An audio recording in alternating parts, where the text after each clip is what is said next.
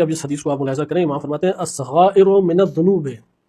چھوٹے چھوٹے جو گناہ ہوتے ہیں، الصغائر من الذنوب، یہ جو چھوٹے چھوٹے گناہ ہیں، طرق الی الکبائر،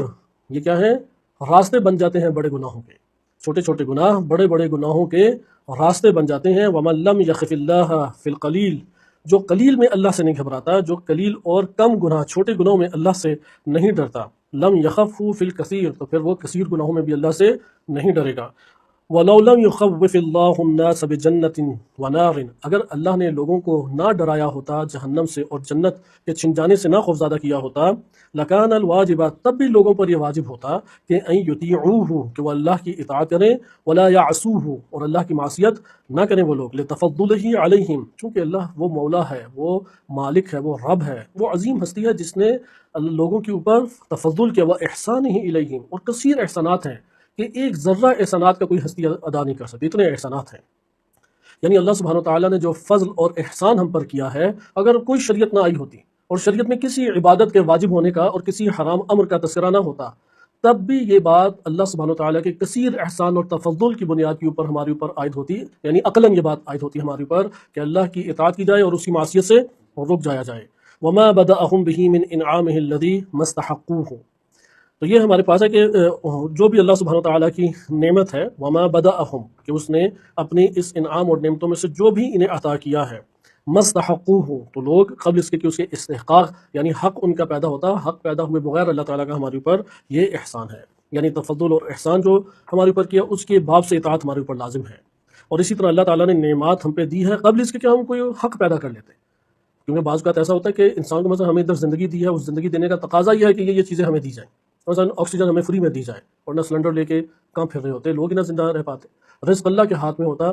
تو تب بھی وہ پہنچے گا، اگر لوگوں کے ہاتھ میں اس طرح سے عام دے دیا جاتا تو ہم تک پہنچتا ہی نہ۔ لہٰذا زندگی موت اور نفع نقصان وہ اللہ تعالیٰ نے اپنے ہاتھ میں رکھا۔ یعنی ایک دفعہ ہوتا ہے کہ انسان استحقاق ایک شے کا پیدا کر لیتا ہے، لیکن یہاں پہ خداوند متعال نے قبل اس کے کہ ہم کوئی حق رکھتے کہ یہ ہمیں دیا جائے، مثلا حق رکھتے کہ ہمیں یہ اولاد دی جائے، زندگی دی جائے، وجود دیا جائے، صحت دی جائے، ان میں سے کسی کا بھی ہم حق نہیں رکھتے۔ ممکن ہے کہ وہ مال دے کے مال لے لے، ممکن ہے اولاد دے کے اولاد لے لے، ممکن ہے صحت دے کے صحت لے لے، زندگی دے کے زندگی لے لے، ہم حق نہیں رکھتے کہ ہم اس پہ اعتراض کریں کہ کیوں ہمارے ساتھ ایسا کیا۔ ایسا یہ ہمارے پاس مطلب آیا کہ جو اول اس میں تین اس حدیث میں نکات آئے، اور اسی تین حدیث سے اب ہم اس مورد میں وارد ہوتے ہیں۔ پہلا نکتہ یہ آیا کہ جو گناہ صغیرہ میں اپنے آپ کو نہیں بچاتا گناہ صغیرہ سے، حتماً و حتماً وہ کبائر کا شکار ہو کے رہتا ہے، چونکہ گناہ صغیرہ کا ارتکاب بڑے گناہوں کی راہ کو کھول دیتی ہے، راستوں کو کھول دیتی ہے اور وہ اس پر چلنے لگتا ہے۔ بالکل اسی طرح جس طرح چھوٹے چھوٹے نیک اعمال یعنی چھوٹی چھوٹی نیکیاں بڑی بڑی نیکیوں کا باعث بن جاتی ہیں۔ چھوٹی چھوٹی نیکیاں، اس لیے کسی بھی نیکی کو چھوٹا نہ سمجھے، حتیٰ ایک پتھر جو روڈ کے اوپر پڑا ہوا ہے سائڈ پہ کرنے اس نیت سے کہ کسی کو ٹھوکر نہ لگ جائے، اس کو بھی چھوٹا نہ سمجھے، حتیٰ کہ کسی کو مسکرا کے سلام دعا کرنا، کسی سے اچھے اخلاق سے بات چیت کرنا خدا کی بارگاہ میں بہت ارزش اور قیمت رکھتا ہے۔ یہی چھوٹی چھوٹی نیکیاں بڑی نیکی کا باعث بن جاتے ہیں۔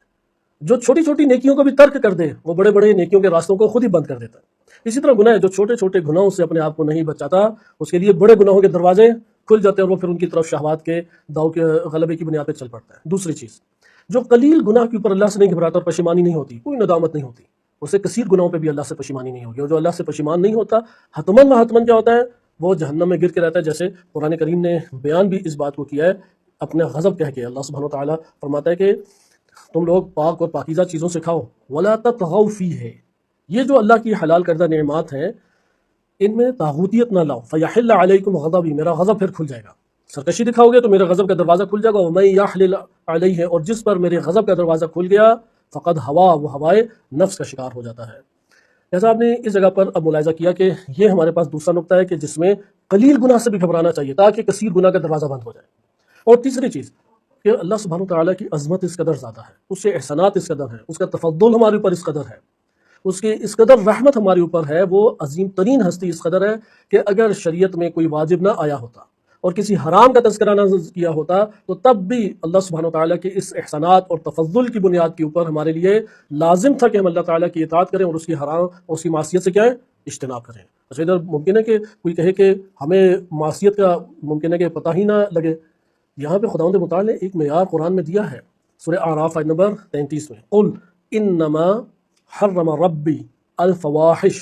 کہہ دیجئے میرے رب نے تمام فحش چیزوں کو حرام قرار دے دیا۔ اگرچہ شریعت میں اس کا آنا یعنی فقہی طور پہ وہ فواحش کا تذکرہ جب تک نہیں آئے گا تب تک ہمارے لیے وہ معین نہیں ہوں گے، لیکن ایک معیار ہے، ہر وہ چیز جس میں فحاشی ہے اس کا کیا کرنا چاہیے ہمیں، اس سے اپنے آپ کو روک لینا ہے۔ ممکن ہے میں ایک لفظ ادا کروں ایک بات پہنچانے کے لیے، لیکن وہ لفظ میں اشارتاً بھی کہہ سکتا ہوں، اور اگر میں اس کو برملا کہوں تو یہ فحاشی ممکن ہے شمار ہو، ادھر مجھے رک جانا چاہیے۔ ممکن ہے میں اور بہت سارے طور طریقے، مثلا نہانے کے طریقے ہیں، لباس تبدیل کرنے کے طریقے ہیں، اور طرح سے بہت ساری چیزوں میں سوچنے کے طریقے ہیں، فحش چیز کو مت سوچیں، فحش چیز کو انجام نہ دیں، فحش یعنی جو عیوب اور نقائص ہیں اس کو برملا طور پہ ہمارے سامنے ابھار کے پیش کرے۔ آیت کریمہ واضح طور پہ کہہ رہی ہے کہ کہہ دیجئے میرے رب نے فواحش کو حرام قرار دے دیا، وظہر منہا وما بطن، چاہے وہ آشکار فواحش ہوں یا چاہے وہ پوشیدہ فواحش ہوں، والاثم والبغی بغیر الحق، اسی طرح گناہ کو بھی اللہ نے حرام قرار دیا ہے، اور بغیر حق بغاوت کو بھی اللہ سبحانہ وتعالیٰ نے حرام قرار دیا، اور کہا کہ وَأَن لَا تُشْرِكُوا بِاللَّهِ مَا لَمْ يُنَزِّلْ بِهِ سُلْطَانًا، کہ اللہ کے ساتھ شرک نہ کرو، خصوصاً ایسی چیزیں جس کے بارے میں کوئی دلیل بھی موجود نہیں ہے۔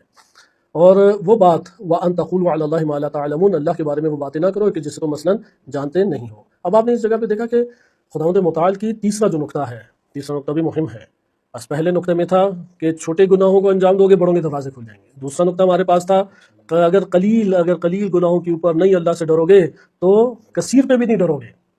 پھر بڑے گناہ اور کثیر گناہوں پہ بھی خوف چلا جائے، اور خوف چلا جائے فَيَحِلَّ عَلَيْهِ غَضَبِي، اس کے اوپر میرا غضب حلال ہو جائے گا، فقد ہوا، اور وہ کیا ہے، ہوائے نفس سے شکار ہو جائے گا، یعنی حتماً گر کے رہے گا۔ اور تیسرا کیا ہے کہ اگر نہ اللہ سبحانہ وتعالیٰ نے حکم دیا ہوتا کہ یہ انجام دو اور یہ انجام نہ دو، تب بھی اس کے احسان اور تفضل اور اس کی نعمات کی بنیاد پر ہمارے لیے کیا لازم تھا کہ ہم اس کی اطاعت کریں اور ہر قسم کی معصیت سے اجتناب کریں۔